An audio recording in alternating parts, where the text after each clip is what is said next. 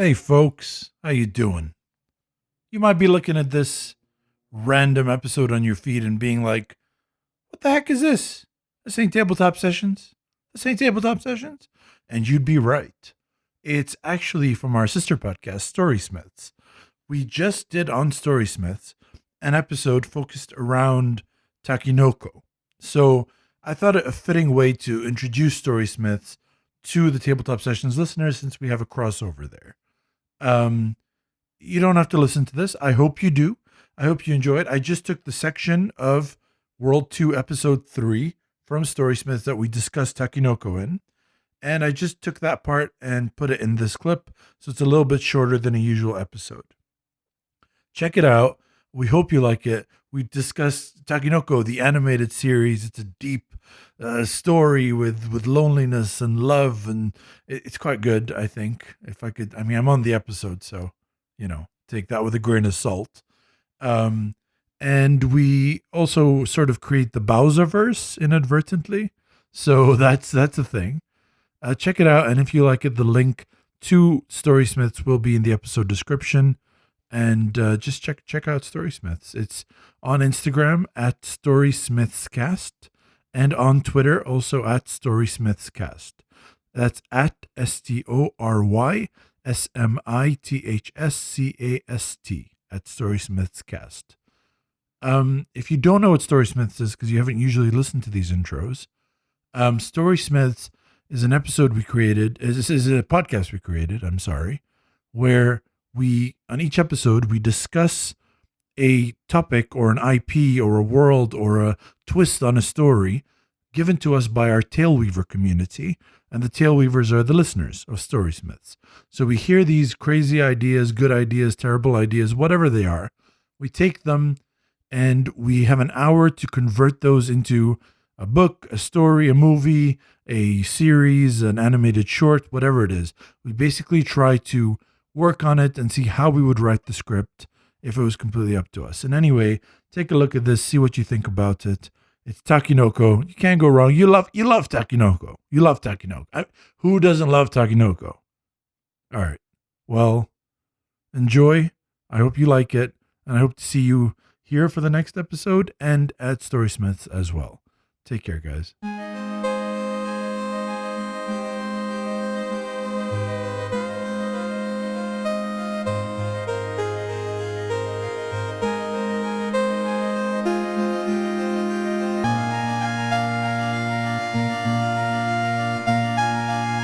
Season 2, Episode 3, Takenoko, the Animated Story.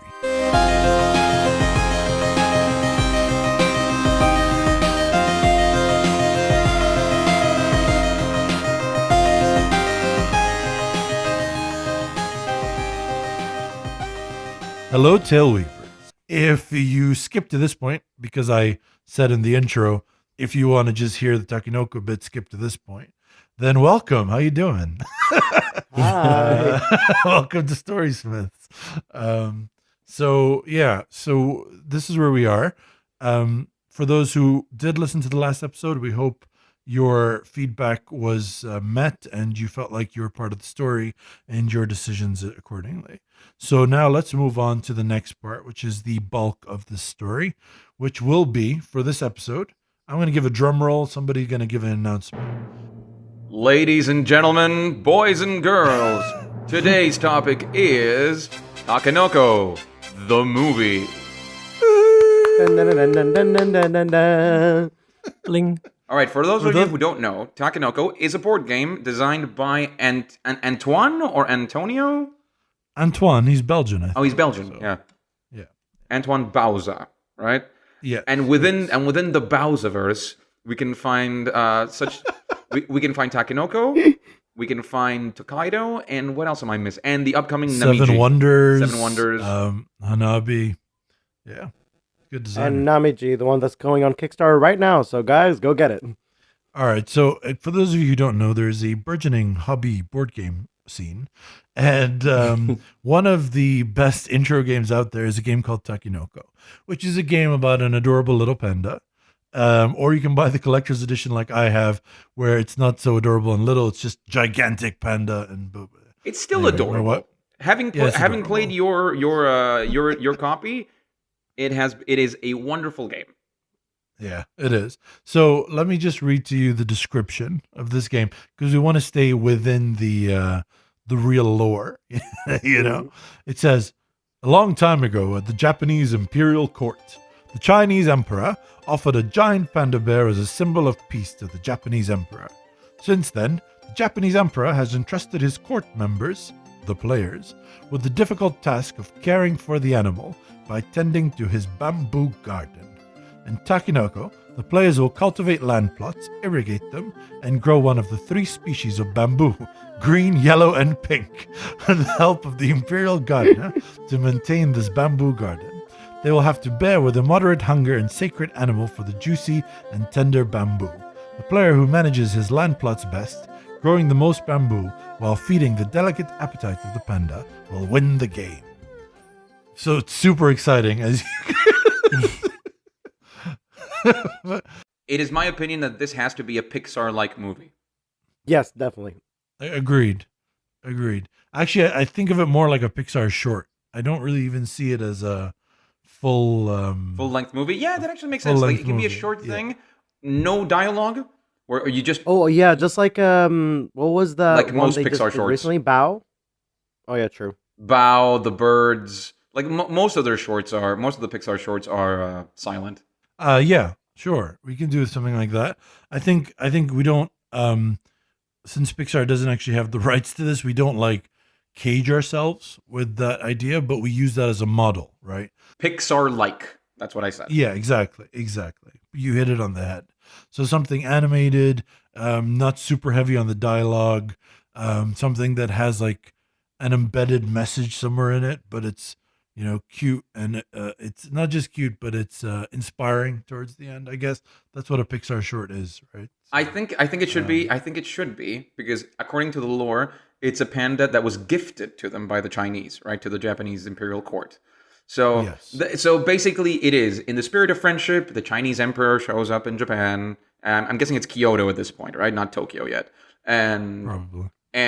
he arrives and presents the Japanese emperor with a small little cage, and there's a small little panda in it. It's a baby panda or a very young panda, right? And it is entrusted to the gardener, right? Because there's the gardener in the game, and the gardener is young at this point. And then basically the whole short is how the game mechanics work and all of that. We can include it, but the idea is how the panda and the gardener become friends, even though the gardener is frustrated with the panda's eating and all of that. And just basically, I have another idea. It might throw things into a little bit of overdrive. okay, interesting. So have you guys ever heard of a podcast called The Orbiting Human Circus of the Air? No. Can't say that You I should have. listen to it. Everyone should listen to it. It's phenomenal. But basically, it's kind of like a drama. Like it's there's a narrator, and I don't know what. But basically, the story is the janitor at the Eiffel Tower. It's from his perspective, and there's a massive ballroom at the top of the Eiffel Tower where the orbiting human circus of the air happens, and they do fantastical shows like singing fleas and dancing elephants, and it's broadcast across the world, and the whole world grips hold of their radios when it's coming on, and they love it, and it's the most beautiful thing in the world. And then towards the end of it, I don't want to do this actually. Never mind. So massive spoiler alert if you are going to listen to it. At the end of it, it turns out it's in the imagination of the janitor who's lonely and spends 23 hours a day by himself.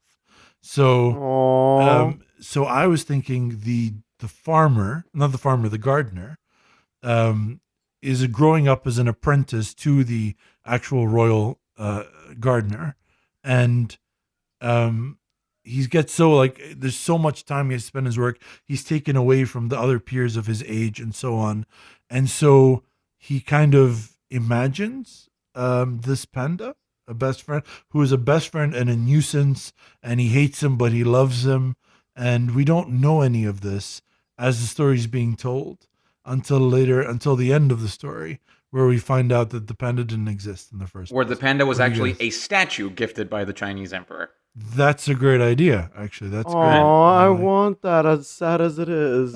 Oh, But in the end, no. But the thing ends on. But if we follow Elias's idea, I think it should end on a happy note, or at least on a positive note, where he looks at the panda statue, he sighs, but then out of the corner of his eye, he sees a lovely little, a lovely girl his age, best friend or whatever, and they sort of smile at each other, and you can end it there.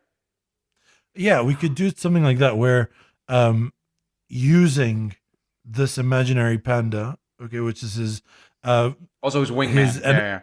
yeah. Well, exactly. So he bonds with somebody over telling them stories about this panda, which doesn't exist, which is just a statue. And because of that, they kind of become best friends. And you later find out the panda never existed. But he now has a best friend. Can I put a little twist on that? Go for it. I was He thinking marries the panda. that, and yes, no, the girl he saw is actually the metaphor for the panda. Like, he grew up with her and so on, and it's like these adventures, and the panda was her essentially.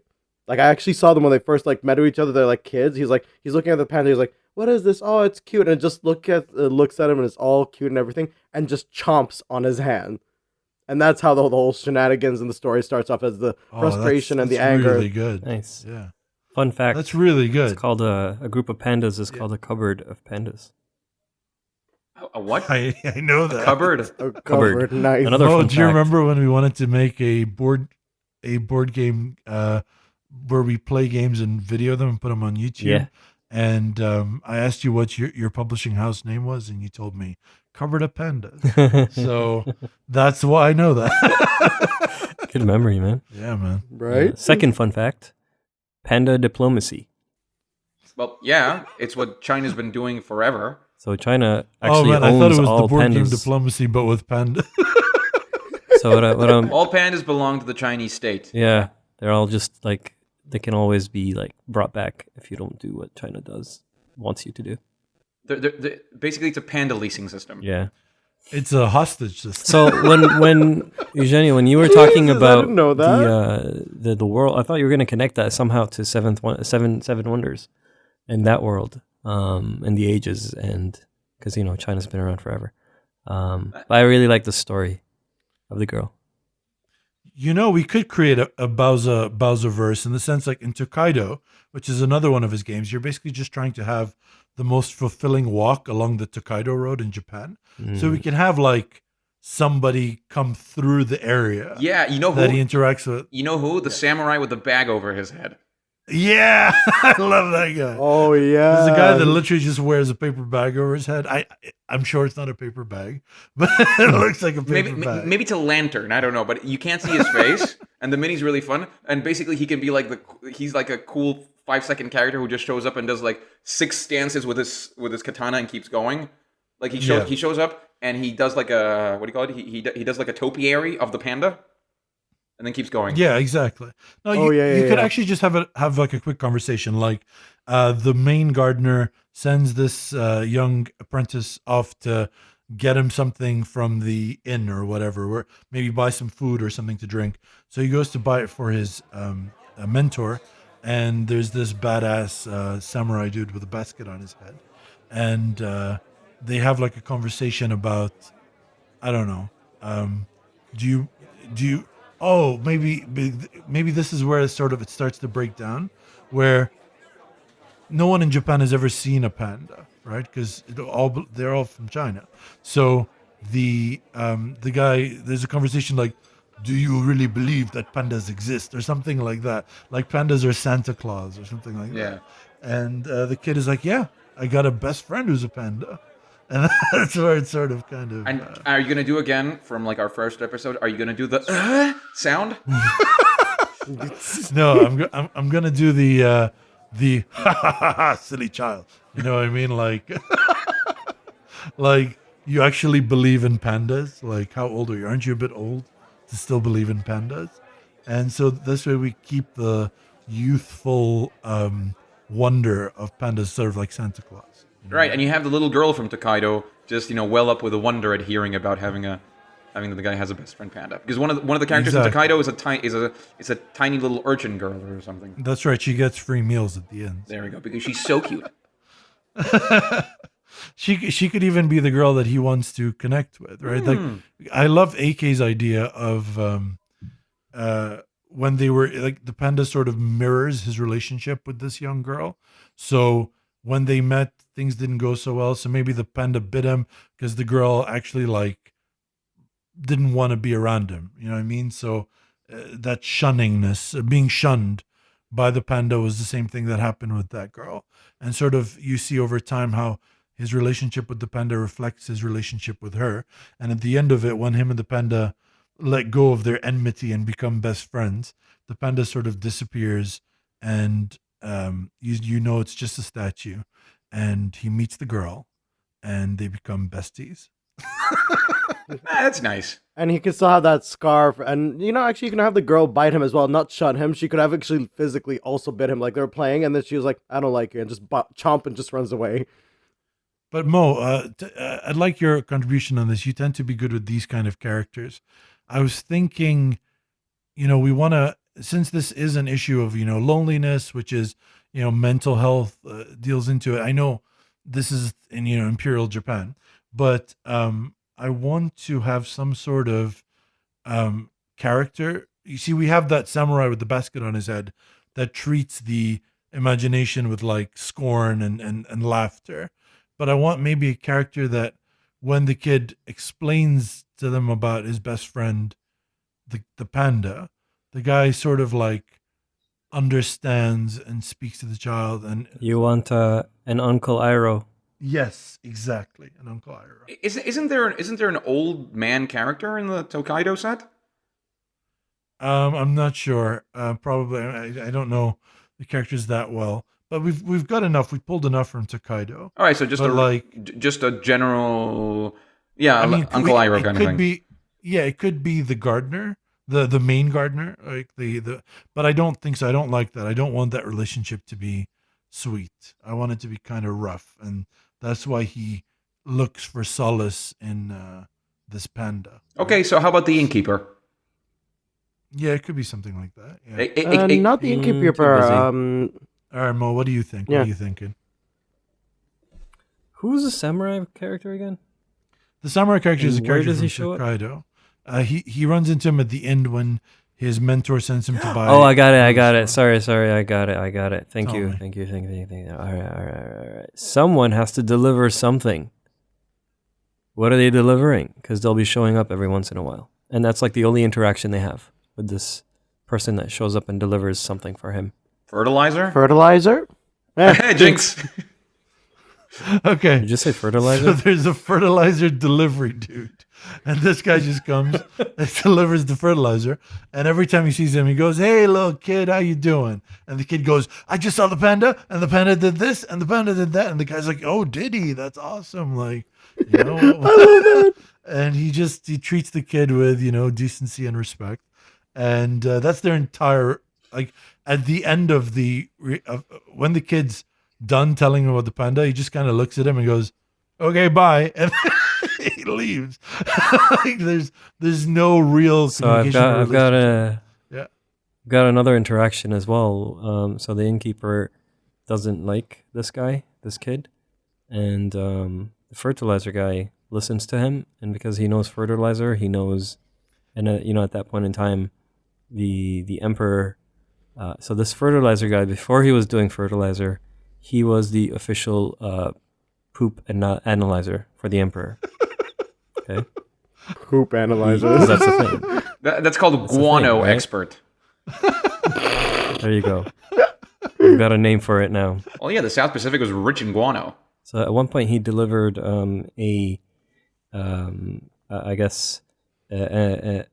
analysis of the emperor's poop, for lack of a better word, which was not favorable to the emperor. The emperor did not like it, and he fired him. The king's stinking son fired me, and thank you so much for bringing up such a painful subject. While you're at it, why don't you give me a nice paper cut and pour lemon juice on it? We're closed! and the emperor ended up dying from. Told him he had like high blood sugar or something. Yeah, and the emperor basically ended up being sick in bed for a while because he should have listened to this guy. Anyway, so this guy's living his life, delivering poop to places to make things grow. So when he heard the child talking about the panda, he told him, well, I'll believe you if you find some poop, right? Because I'm a poop expert. And the next time he visits, he sees the innkeeper chastising him because the child was saving some poop, right? Just waiting for this guy to visit. So when he shows up, the interaction between him and the innkeeper is, the innkeeper saying, this kid is doing crazy things. He's saving poop, saying it's panda poop, and he said that you're gonna settle this for us. So he shows his mercy and he sides with the child, and then pulls out the emperor card and he was like, I used to analyze poop for the emperor. I know my poop.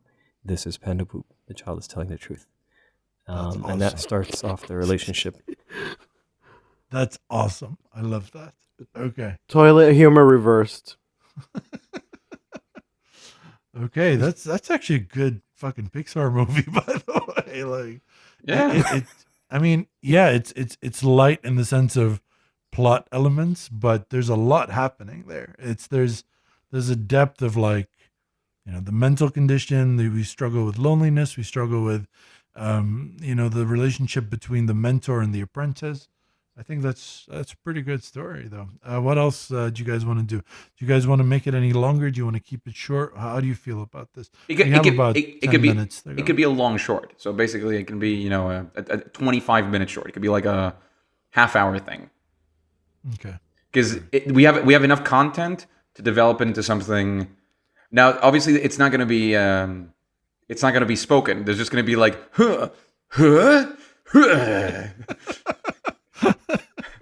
kind of sound. I mean, I think we've thrown a few words. Like, I don't know if you guys ever saw the movie Silent Movie by Mel Brooks. No.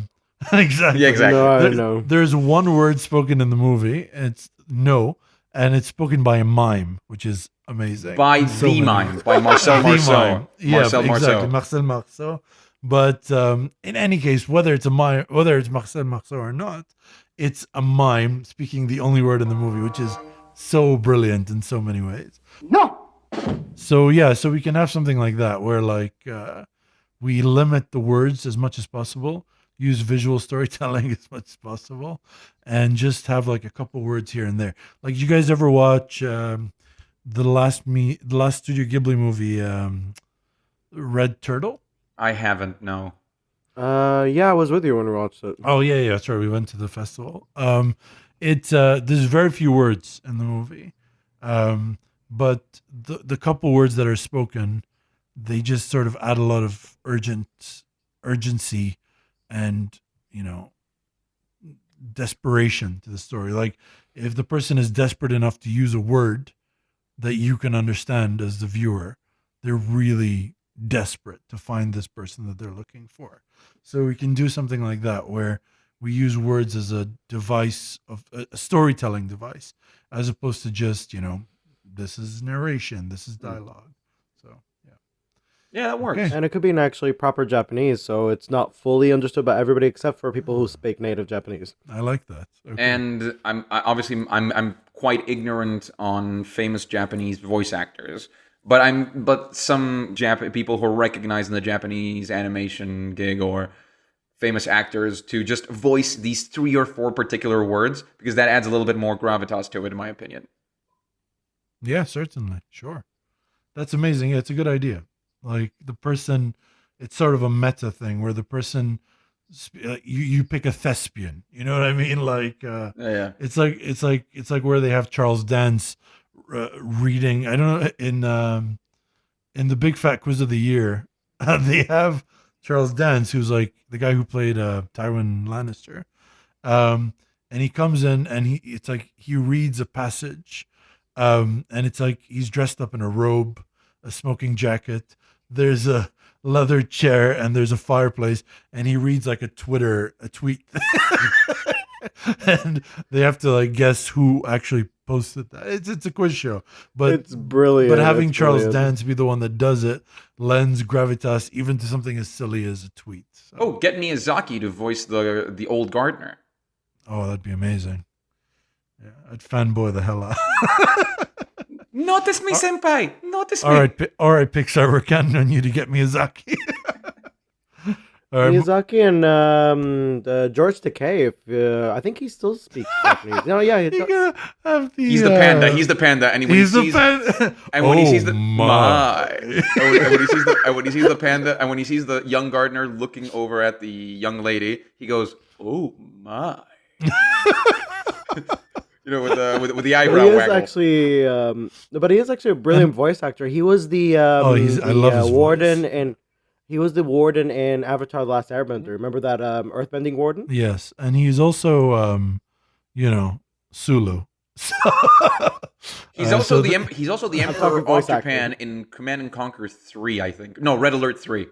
So there should definitely Oh, is he? be. Oh, is he? Yes, he is. In Red Alert, huh? In Red Alert Wow. 3. In Red Alert 3. Like the weird one with All I remember from Red Alert 2 was Yuri, the weird Russian scientist. Russian dude. Yeah, that's Udo Kier. He's a very famous European There actor. was some good acting in those games. In Tim the 90s. Curry. I don't know what No. In happened. 3, it's amazing. No, in 3, it's amazing. Oh, They it's Tim got J.K. Curry, Simmons to be the president of the United States. That's right. Yeah, that's so good because they couldn't rely on like too much graphics, so they literally just made it like a movie. It's awesome. That's So, the beauty about Command and Conquer. They've been I doing that remember forever. also Civilization 2. They had actors for that too. Oh yeah, the culture. Remember the cultural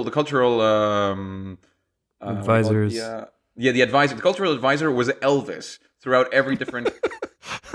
Remember, and I think it was Elvis in a toga going like, "Anything you need, no noble leader." Oh god. Well, thank you very much. Oh man. Okay, cool. So we got it. Mo, you had an idea earlier. You cut off Eugenio and made more work for me in the editing process. What was it? Yeah, it was. I was just gonna flesh out General Iroh's the uncle. So he was the poop guy. Scat advisor. Yeah. Ew. Yeah, and he was We call him the guy scat man. because Ba-da-ba-bee, ba-da-ba-da-ba. That's a very deep '90s reference right there for all of you Zennials listening to this right now. I'm the scat man. Skibidi-bidi-bum-ba-da-bo. All right. So he was actually the emperor's brother of sorts. So that's why he was trusted. And when he was purged, he was also purged along with the one of the daughters of a former concubine that passed away, and he wanted to keep her safe. Sorry, so he took her with him. Before we keep going down that, the emperor's brother is a scat expert, like a shit expert. Yeah. Well, you never know. Yeah. Yeah, he's like a stepbrother, right? Okay, all right. So Mo, there's got to like stepbrothers, as opposed to other brothers, probably get like the short end of the poop. So So he's yeah. Anyway, he's the son of one of the concubines of the last emperor. I So feel Yes. like I feel like this is getting a bit into grimdark territory, just a little bit. that's And fine. well, but Grim then- dark ducking so up. here's where it gets uplifting. Oh, It gets jeez, uplifting. It gets no. uplifting here. So he takes with him one of the children, the female children that were going to be lost to court politics, and that's the one that this guy meets, the Okay. young man. So the kid that's working at the inn is actually someone who Yes. was going to be grow up to become some member of the court or a concubine or some sort of person within the emperor's The girl. court. Yeah, and he had a soft spot for her, so he saved her from that life. Yeah. I mean, okay, sure. It's not so grimdark, Eugenio. Just no, but I mean, it's grimdark compared to most Pixar things. Also, an adult Pixar-like taking like a little girl is kind of. No, Yeah. it's quite on point. It's quite on point for Imperial Japan, though. That's true. Ooh. There's a lot of great like movies about like, samurai protectors of young. Yeah. Okay. No, okay. The part of the Bauza-Verse that can be very grimdark is Seven Wonders. You can go apeshit on that one. Exactly. Whenever you say Bauza-Verse, So hold on, are we doing more than one episode? Bowser, but from New Jersey? Right? Oh no, I was thinking Mario. Bauza-Verse. Yeah, him and the Mushroom King. You gotta see it. You gotta see him down in Trenton, man. It's amazing. Oh man. No, we're definitely not doing more than one episode. We could do another episode in like a few episodes down the line. We can do like a callback or something to the Bauza-Verse, because the Bauza-Verse is legit. But I think we got a pretty good story, guys. It's fun, it's light, it's beautiful. There's shenanigans with pandas, but it touches on some very deep points. We have some good characters. We have not so good adults. We have kind, understanding adults. We have jerks. And most importantly, we treat the subject with, imperfect respect, right? Which is the main thing that needs to be looked at. So I feel good about the story. I think it'd make a marvelous Pixar short. So Disney, give me a call. We'll arrange something. We're happy to flesh this out into a full script for you. So if not DreamWorks or I think they're all owned by Disney at this point. Right? Maybe we go with Canal Plus or something in Europe. They haven't been taken over yet. I don't know. Yeah. Oh god. Or like the new Asmodee like media productions. Oh yeah. Yeah. That's the other one. Yeah. To be fair, the last time they tried to make a tabletop into a movie, they did Dungeons and Dragons in 2001, and that was the one with the Wayans brothers. Was it with the Wayans brothers? I think one Wayans brother was in it. Yeah. I'm talking about the really bad one with Thora Birch and whatever the kid was who played Jimmy Olsen in Lois and Clark in the 90s. It's like from the year 2000 or something. I think that movie was one of the reasons I did not want to play Dungeons and Dragons. I was like, this is stupid. Yeah, because it just looked bad. This will just get me beat up even more. Why would I even want to? It did have Jeremy Irons in it, though. Oh yes, it did. But Marlon Wayans is in it. His name is Snails. So. Oh my god! And is it the typical thing where it's medieval and everybody talks in a high tea English accent, and then he comes in going, "Hey, what's it going on, what?" I have no idea because I haven't seen that movie since I was a child, and I don't want to. So yeah, there was another one. That came out at the same time that was sort of like dragony. It wasn't. It wasn't. No. It was. Wasn't it Reign of Fire? The one. Oh, it's so good. I love Reign of Fire. Oh, is it because Matthew McConaughey gets chomped at the end? No, it's because of the idea of jumping out of a helicopter to kill a dragon. Yeah, with a massive axe. Yeah. That was a fun movie. That was a fun movie. Yeah, it was a good movie. Oh my god, they're making another Dungeons and Dragons movie. Yeah, they are. They're also making a Magic movie, Magic the Gathering movie. So a Netflix series if it has been canceled. Yeah. Oh, by the way, the third White Wolf is going to show up on the silver screen now because really? the first one was Jon Snow, right? Mm-hmm. Now it's The Witcher's coming out. He's that's right. In the Elvish language of the Zhopkowski novels, he's called the Gwyn Blade, which means the White Wolf with his long cascading gray hairs. And now I don't know who the writers are, but they're making a treatment for the Elric of Melniboné novels. For those of you who don't know, Elric of Melniboné is one of Michael Moorcock's greatest pieces of swords and sandals fantasy. Yeah, that's great. It's the champion, the eternal champion. Just look for it and read it. It's amazing. But the one I'm super excited about is the Wheel of Time series coming out on Amazon. Like, I've been following everything, table reads, pictures, leaks, and I'm super excited for that. So the dragon shall be reborn. I was saying there's some really good reviews about the Golden Compass as well. Sorry. Hell yes! Dark Materials. Yeah. His Dark Materials is the fact that they got. I want to see how Lin-Manuel Miranda does as Lee Scoresby. I'm very interested. Me too, in especially because he's going to be heavily involved in the Kingkiller Chronicles. Yes, he is. He is. The Name of the Wind and the Wise Men's Fear.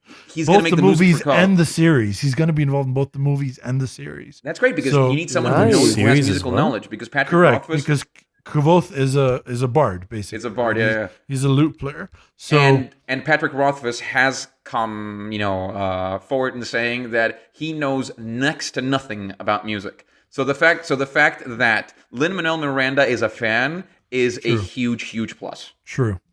Anyway, guys, you have all this to look forward to, and also don't forget to look forward to The upcoming short story, Takenoko, the animated short, written by the Storysmiths guys.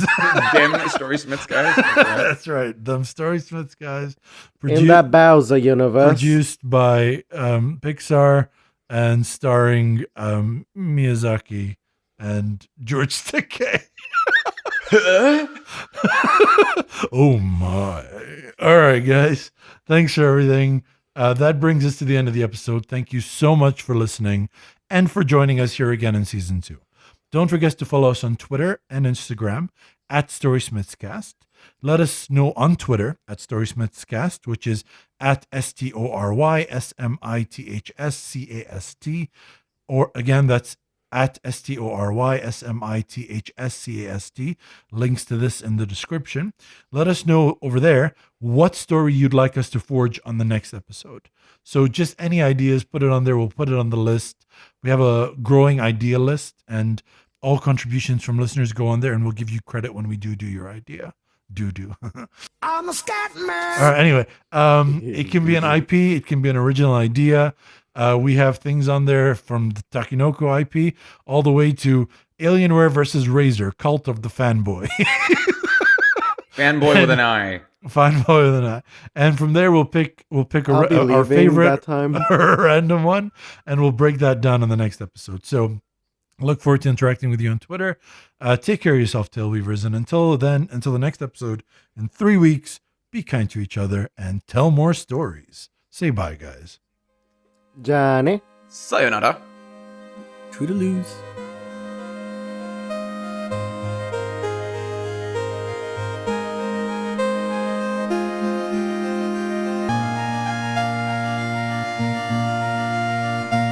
Our theme music is The Great Forest from Visager from the album Songs from an Unmade World.